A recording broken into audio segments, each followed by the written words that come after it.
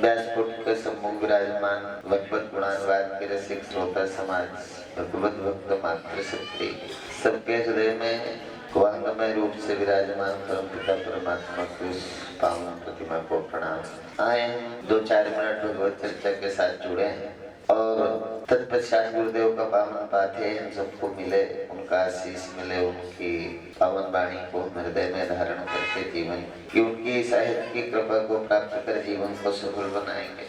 श्री राम जय राम जय जय राम, श्री राम जय राम जय जय राम, श्री राम जय राम जय जय राम, श्री राम जय राम जय जय राम, श्री राम जय राम जय जय राम, श्री राम जय राम जय जय राम। सच्चिदानंद भगवान की, सद्गुरुदेव भगवान की, सत्य सनातन धर्म की। ओम नमः पार्वती पतये हर हर महादेव। अभी हम जिनके दर्शन कर रहे हैं, हमारे सत्संग में आने का प्रयोजन क्या है? हम किसी को भी अपने जीवन में गुरु के रूप में वर्ण करते हैं, हृदय से पूछें हमने गुरु क्यों बना, हम किसी महात्मा के साथ क्यों जुड़े, हमने किसी देवालय का निर्माण क्यों किया, हमने किसी आश्रम या भवन या सत्संगाल का निर्माण क्या किया। कभी कभी लगता है कि उपस्थित भक्त समुदाय का जो पावन हृदय है, यदि वह हृदय पवित्र किसी कथाकार का होता, वही हृदय आश्रम या मंदिर की कमेटी का ऐसा पवित्र हृदय होता जैसा आम, मैं ये नहीं कहता कमेटी या वक्ता का हृदय कितना पवित्र है, नहीं है, पर ऐसा पवित्र हृदय जिस दिन हम सबका बने जैसा किसी आम श्रोता समाज का है। निश्चित रूप से हमारे जीवन का ये परम धन है जब हम सच्चे होते हैं धर्म के अर्थ में, क्योंकि बहुत तरह से हमें नाना प्रकार के संसाधनों के मध्य इस जीवन यात्रा में अनेक सुखानुभूतियां होती हैं। लगता है कभी हम गरीब थे तो लगा पैसा होगा तो सुखी हो जाएंगे, कभी हम अनपढ़े थे तो लगा पढ़ लिख जाएंगे तो सुखी हो जाएंगे, हम साथ में रहते थे तो लगता था अलग हो जाएंगे तो सुखी हो जाएंगे। हमें जैसा जैसा सुखानुभूति प्रतीत होती रही वैसा वैसा हम जगत में व्यवहार करते चले गए। पर ऐसा कोई उपस्थित व्यक्ति है जिसने अपने लिए हुए निर्णय से कभी सुखी हुआ, फिर उसे दुख ना आया? अर्थात सुख के साधन का जो मूल है वो है धर्म, सुख के साधन का मूल है वो हृदय की निर्मलता, सुख के साधन का मूल है विचारों की पवित्रता। जब तक हम विचार के धरातल पर चिंतन करें, जब तक हम विचारों के धरातल पर पवित्र नहीं होंगे, जब तक सोचने का ढंग हमारा अच्छा नहीं होगा। इसलिए संत कभी सृष्टि नहीं बदलते, संत तो हमारी दृष्टि बदल देते, सोचने का ढंग बदल देते हैं। इसलिए नजरें बदल गई तो नजारे बदल गए, किश्ती का रुख बदला तो किनारे बदल। एक बार ऐसे हम लोग भी ऐसे परेशान होते थे, पर गुरुदेव के चरणों में बैठे तो पता चला इस सृष्टि के रहस्य का। गुरुदेव के चरणों में श्रद्धा से आप थोड़ी देर के लिए आते हो, अलग विषय है, आपके हृदय में हमसे भी अत्यधिक प्रेम हो गुरुदेव के लिए एक अलग विषय है। पर निश्चित रूप से हम जब आए तो लौटकर घर नहीं गए तो लगा गुरुदेव के चरणों में आए, जिसके लिए घर छोड़ा उसको कैसे जाए। आप सत्संग में आए फिर घर गए, फिर सत्संग में आए फिर घर गए, आपकी निष्ठा अधिक पवित्र है। इसलिए कभी कभी शास्त्रों में सामीप्य दोष भी कहा गया है, अधिक नजदीकी से भी हमारे जीवन में अपवित्रता आती है, बंधन आता है। तो हम धीरे धीरे हम पवित्र हों, और जिनको लगा था वो पढ़ लिख करके कोई सुखी हुआ हो, समझदार होना अलग है, पढ़ लिख के आप समझदार, और आप समझदार बने इसका किसी आचार्य ने खंडन नहीं किया।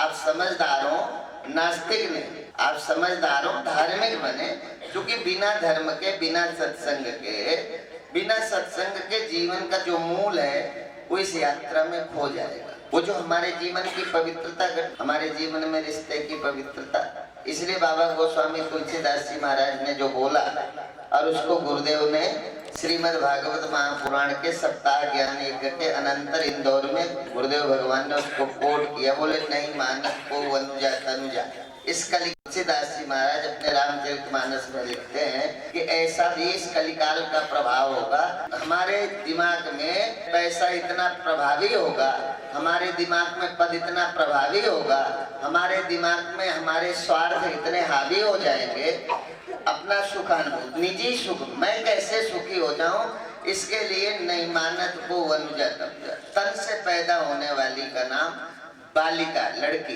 वो हमारी बेटी है जो हमारे तन से पैदा हुए, अनुज माने, इसलिए नहीं मानत को अनुजा तनुजा। तो हम उस पवित्रता का बेटी क्या है, बहन क्या है, माँ क्या है, भाई क्या है, गुरु क्या है, शिष्य क्या है। यदि शिष्य बनना है तो कभी एकलव्य की कहानी पढ़ो, शिष्य बनना है तो कभी एकलव्य का जीवन दर्शन देखो। हमें तो गुरुदेव ने प्यार दिया है, तब हम उतना समर्पित नहीं है। एकलव्य को तो गुरुदेव ने स्वीकार भी नहीं किया। एकलव्य को जब एकलव्य ने गुरु रूप में द्रोण को वरण किया तो केवल उसका मानस था, उसकी पवित्रता थी, उसकी भावना थी। गुरु द्रोण ने उन्हें स्वीकार नहीं किया, पर उसकी भावना, उसकी पवित्रता, उसकी निष्ठा, उसकी श्रद्धा, जब वो किसी अरण्य में पर्णकुटी में बैठकर मृत्तिका की एक प्रतिमा बनाकर धनुर्विद्या को सीखता है तो गांडीवधारी अर्जुन के भी दांत खट्टे कर देता। पर अपने दिए हुए वचन को कैसे समाज में स्थापित किया जाए, जब इसके लिए सदगुरुदेव यजन करते हैं तब एकलव्य किंचित मात्र संकोच नहीं करता।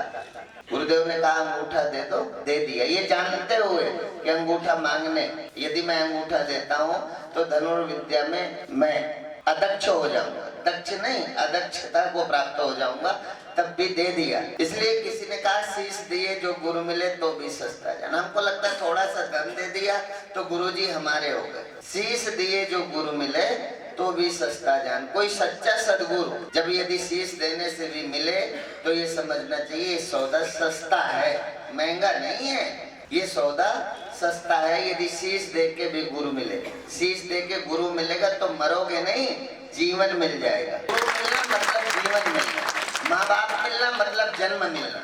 माँ बाप मिले तो जन्म मिल गया, और गुरु जिस दिन मिलेंगे हमें अपने जीवन में, उस दिन हमें मौत नहीं जीवन मिलेगा। यदि जो नहीं मरना चाहते वो गुरु पर श्रद्धा करें, जो नहीं मारना चाहते वो गुरु को सुने, जो जीवन में कभी दुखी। इसलिए पैसे से कोई सुखी हुआ है ऐसा कोई एग्जाम्पल ढूंढ के रखना, जब दोबारा आएंगे तो बताना।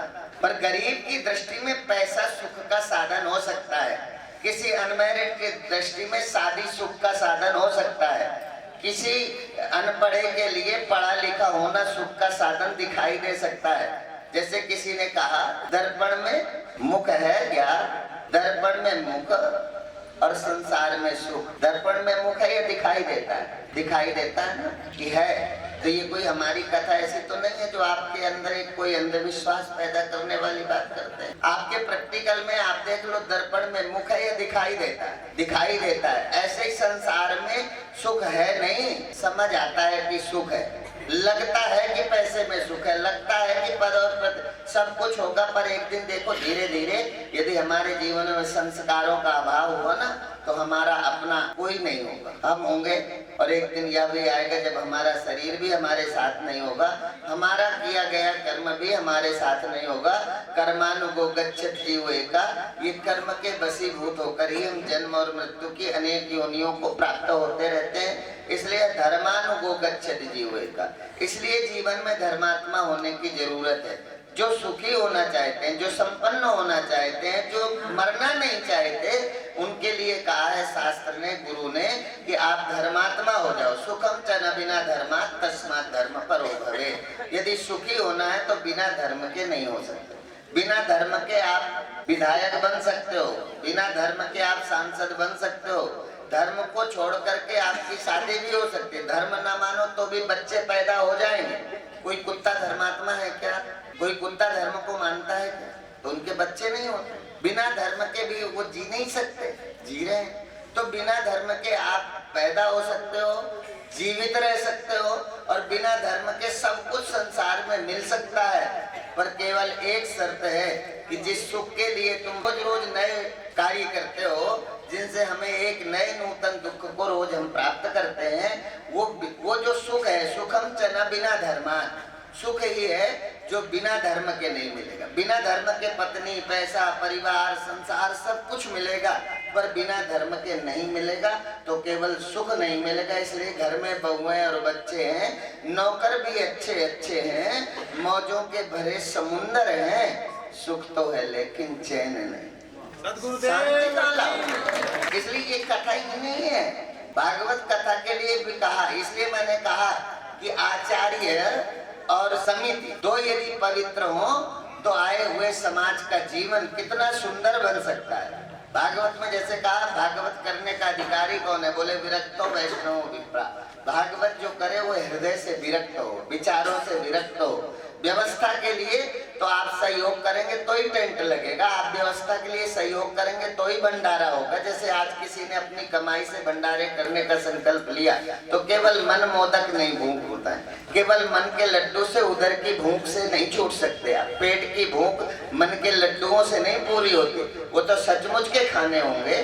तो जो व्यवस्था है उसके लिए पैसा चाहिए, पर पैसा उसके मस्तिष्क में। इसलिए गुरुदेव ने कहा था कि हम एक जगह गए अभी कल, अद्भुत, जो पहले कभी बोला होगा हमने नहीं सुना या हमारे ध्यान में नहीं, पर गुरुदेव ने अभी इंदौर में कहा कि हम जो है एक जगह गए प्रवचन में, हम किसी के घर गए तो उसके घर में एक चित्र बना हुआ था। उस चित्र में चारों तरफ स्त्री स्त्री स्त्री स्त्री, सिर जो बना था उस सिर में चारों तरफ स्त्री स्त्री दिखाई दे रहा। तो गुरुदेव ने कहा कि ये मनुष्य जो है इस कामना से, ये स्त्री भाव से, इसलिए जो मन माया ही माया रटत है, सो मन पड़त है माया के कूपा। जो मन नारी को रूप निहारस, सो मन होता है नारी को रूपा। जो मन सुंदर ब्रह्म विचारस, सो मन होता है ब्रह्म को रूपा। जो सुंदर मन के, जिस पवित्र मन में ठाकुर बसते हैं, जिस पवित्र मन में गुरुदेव बसते हैं, जिस पवित्र मन में गोविंद का गुणगान बसता है, फिर वहां कोई और संसार कैसे खड़ा होगा। इसलिए इस संसार से पार जाने का साधन ही है हमारी सच्ची निष्ठा, सच्चा समर्पण, सच्ची भावना। और यदि सत्संग भी नहीं है, इसलिए हमें सत्संग में राजनीति नहीं, धर्म नीति के अनुसार, अर्थात जो आचार्य हमारा मार्गदर्शन करते हैं उस अनुसार हमें मंदिर और आश्रम की व्यवस्थाओं का संचालन करना चाहिए। आश्रम और मंदिर का संचालन किसी राजनेता के दिमाग से नहीं होता, वो किसी आचार्य के दिमाग से होगा, जो जिससे होता है। अपने अपने स्वधर्मे निधनम श्रेय पर धर्मो भयावा, अपने अपने कर्तव्य का पालन जो ठीक ठीक करते हैं उनके जीवन में फिर दुख नहीं होता। ऐसा भगवान कृष्ण ने गीता में कहा। अपने धर्म का, जो अपने धर्म का पालन करते उनके जीवन में भय नहीं होता, जो अपने धर्म का पालन करते उनके जीवन में दुख नहीं होता, जो अपने धर्म का पालन करते हैं उनके जीवन में असफलता नहीं होती, गरीबी होती है पर दुख नहीं होता। सुदामा गरीब है पर दुखी नहीं है। गरीबी होना अलग है, दुखी होना अलग है। दुख तो तुम्हारे मन के कारण है। इसलिए मनेव मनुष्याणाम कारणम बंध मोक्षो, ये मन के हारे हार है, मन के जीते जीत। मने मिलावत राम को, मने करत खजीत। मन का कहा न मानिए, मन है पक्का धूर्त, ले बोरे दरियाओं में जाए हाथ से छूट। कोई संत जन ही जानते इस धूर्त मन की चाल को। तुम्हें पता नहीं है जाने किस ख्याल में हम घूमते रहते हैं। लगता है जैसे हम बड़े चतुर हैं, तुम यहाँ चतुराई कर भी लोगे, किसी को छोटा बड़ा दिखा भी लोगे, पर तुमने जो ये कर्म का समुच्चय है ना, जिसको क्रियमाण, संचित, प्रारब्ध, तीन तरह के कर्म जो हमने किया है वो इकट्ठा होगा, वो खत्म नहीं होगा। और जो संचित है और वही तुम्हारा प्रारब्ध होगा। उसी के कारण कभी हम जन्मते हैं तो अंधे होते हैं, कभी हम जन्मते हैं तो दिव्यांग होते हैं, कभी हम जन्मते हैं तो गरीब होते हैं, और कभी हम जन्मते हैं तो भक्त होते हैं और श्रीमानों के घर में जन्म होता है। ठीक है ना। तो हमारे कर्म का हिसाब किताब, लेखा जोखा, जो हमारे अंदर चित्रगुप्त नाम का चार्टर्ड अकाउंटेंट बैठा हुआ है, जब हमारी पूरी जीवन यात्रा की एक बैलेंस शीट तैयार करेगा, उस समय यह देखना कि आप इस जीवन यात्रा में फेल हुए हो कि इस जिंदगी की जंग में हार गए हो। तो जिंदगी की जंग हारनी है या जीतनी है? तो जिन्हें जीतनी है वो गुरुवाणी पर विश्वास करें, वो सदगुरु के वचनों को श्रवण कर जीवन में जीने। केवल मन के लड्डू खाने से जैसे भूख नहीं बुझती, ऐसे केवल सत्संग सुनने से नहीं, श्रोतव्यो मंतव्यो निदिध्यासितव्या, उसको श्रवण करना, जीवन में उसका अनुकरण करना। जो सुना है केवल ये नहीं, यदि सुना है कि माँ का रिश्ता एक बेटे के लिए पवित्र है तो वो पवित्र रहना चाहिए पूरे जीवन हमारे आचरण में। यदि हम कहते हैं बहन का रिश्ता पवित्र है तो पवित्र होना चाहिए। हम नहीं तो गुरु संग कपट, मित्र संग चोरी, की हो निर्धन, की हो कोढ़ी। गुरु संग कपट होगी ना और मित्र संग चोरी होगी। इसलिए हमारा दायित्व ये है कि हमें यदि गुरुदेव ने सोचा है, हमें समझा है, हमें अपनी सेवा के लायक चुना है, तो हम ऐसा क्या कर दें जिससे इस धर्म के धरातल पर हमारा पड़ला सबसे भारी हो। इसलिए विरक्तों से कथा सुननी चाहिए, विरक्तों के साथ रहना चाहिए, विरक्तों से मंत्र दीक्षा लेना चाहिए। विरक्तो वैष्णव विप्रा, ये विरक्त हो, वैष्णव हो, जिसके मानस में सदैव भगवान का गुणगान नृत्य करता हो, ऐसे संत महापुरुष के सामने जब बैठते हैं तब वेद भगवान उद्घोष करते हैं कि साधु नाम दर्शनम पुण्यम तीर्थ भूता ही साधवा। कहते हैं ऐसे महात्माओं के दर्शन करने से जीवन के पाप नष्ट हो जाते। वेद में उद्घोष है, साधु नाम दर्शनम पुण्यम तीर्थ भूता ही साधवा। यदि ऐसा कोई साधु मिल जाए ना तो गंगा स्नान नहीं कर पाए कोई बात नहीं, भागवत कथा अपने जीवन में यजमान नहीं बन पाए, कथा नहीं करा पाए, नहीं परीक्षित बनने का अवसर मिला तो कोई बात नहीं।